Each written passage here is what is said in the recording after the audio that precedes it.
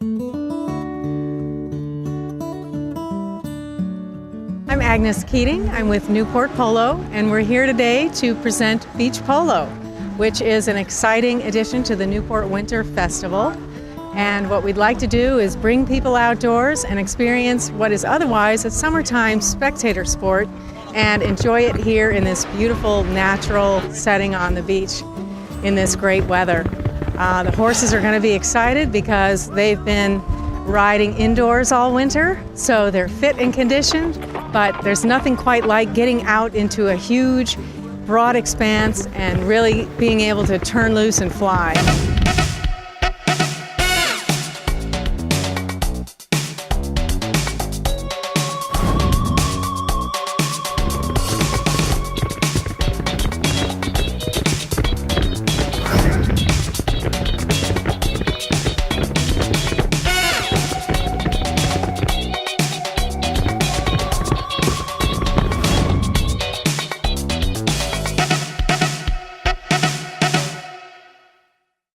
Last year, I believe, was the first winter polo that had been played in New England.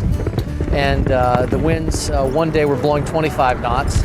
Today we have a gale force advisory out, and the winds are supposed to gust to 45 knots.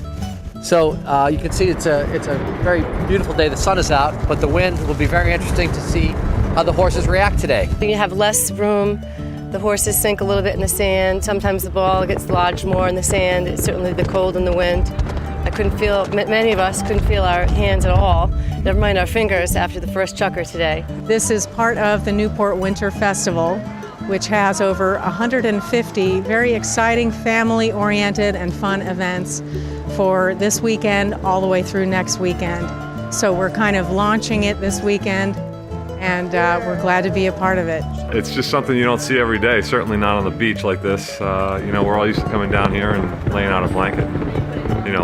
Watching ponies running on the beach is pretty wild with the ocean in the background, St. George's up the hill.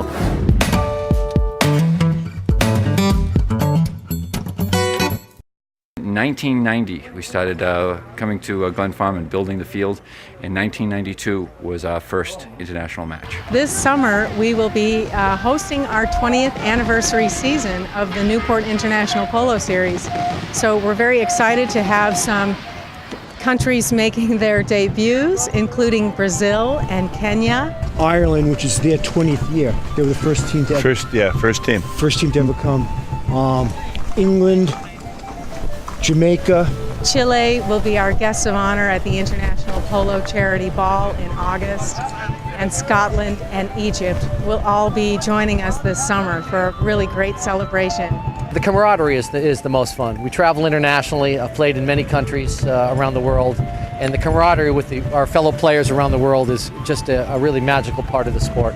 We have a practice of lending our horses to the visiting players, which is kind of rare in the polo world because the ponies are valuable, and it's a really nice gesture of hospitality.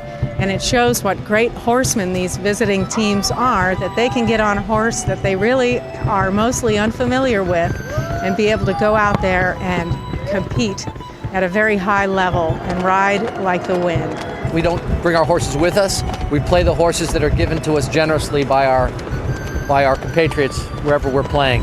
And we trust them to mount us safely, and we try to do the same, and we do the same when they visit us. So it's a wonderful exchange of trust and adventure.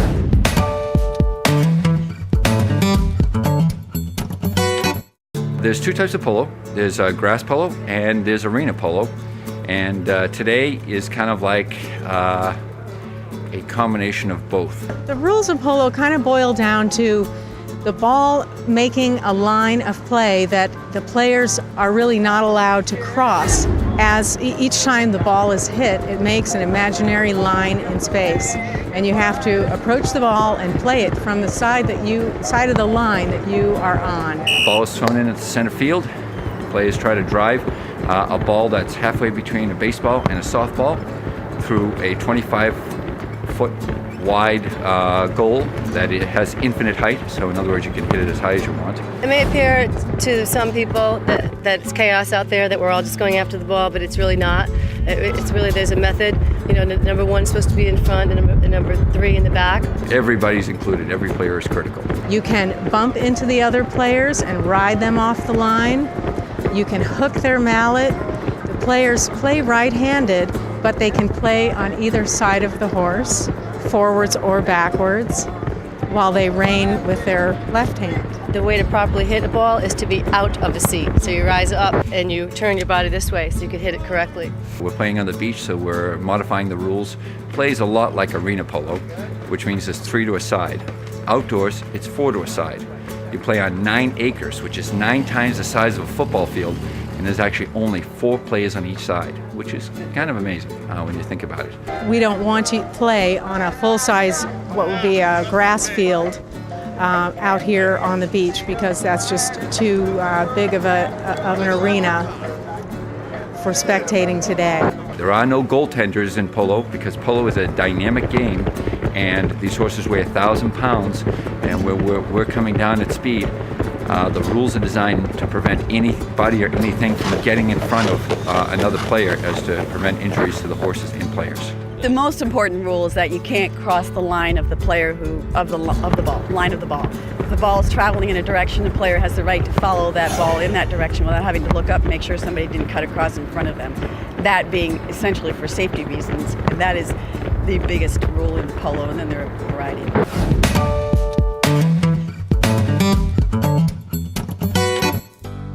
Now the stick is called a mallet, and they vary in length depending on the size of the horse and the player. The mallets are made of cane, which is like bamboo, only solid, and they're about just over 4 feet long, and they have a very hard wooden head to them, and they're swung kind of like a golf club with a lot of timing and rhythm and technique. You hit it sideways, and it's more like the swing of a golf club, like a pendulum swing. Well, this ball is different than the ball that we use outdoor. This is like Stephanie referred to, the arena. It's an arena ball, which is kind of like a small soccer ball. This ball is designed to not be able to hit it as far in order to keep it a little bit more controlled play. But outside, it's made of a plastic type of plastic. It's small, hard. The solid ball travels great distances, and of course it's more difficult to hit at great speeds, but it can really sail. Polo saddles tend to be nice and flat so that you can move all around. They don't have knee rolls to get in your way and that sort of thing. Because in polo we want to be able to slide all over the saddle, make hits on either side of the horse, and also be able to stand up and reach, and we don't really want anything holding us in. They're called the close contact, the ones without the pads. Kind of like a jockey saddle, but not quite as frail. And it allows us to really feel the horse, because when you're playing, you kind of lose the sense that you're on a horse almost. It's one of the things that happens is you feel like your legs are the horse's legs. And in order to have that feeling, you really have to be in close contact with the horse. Several of us kind of like the ones with the suede seat that help us stick on the horse a little better. Yes.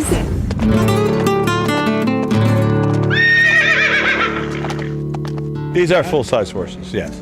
Yeah, they're mostly thoroughbred type horses, and their whole being is to play polo. They're born-bred polo horses.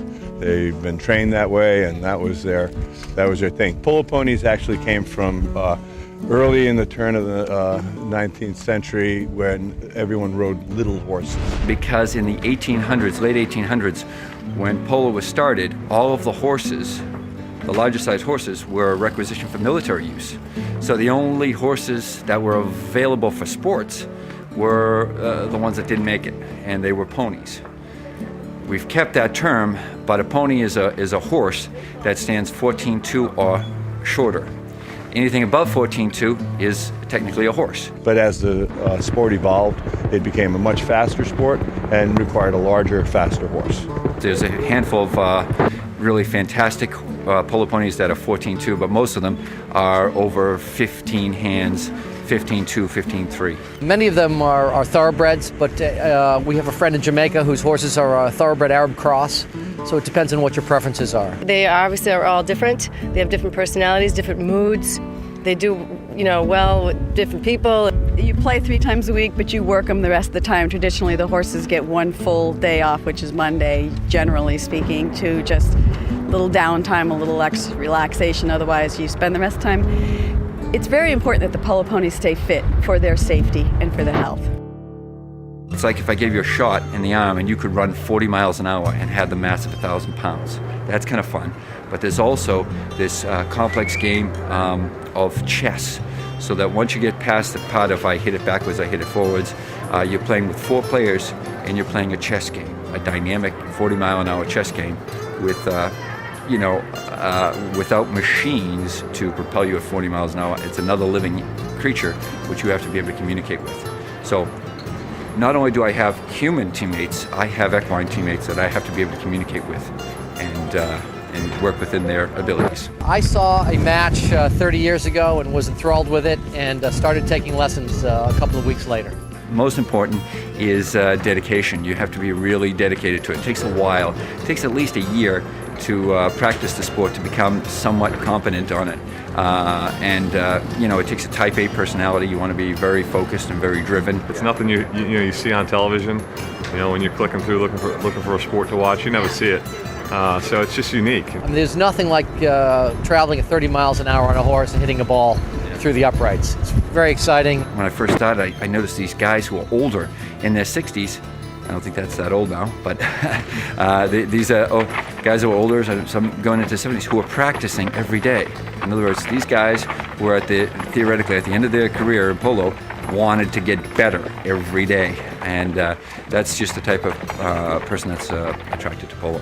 And we'd like to celebrate afterwards with a beer. We call that the 7th chucker, and we hang around, tell stories, and we're grateful. And I think it's something where you have to probably get down here and see it in person. Get over to Portsmouth and see it in person over there. I think it's going to grow a lot in popularity. I really do.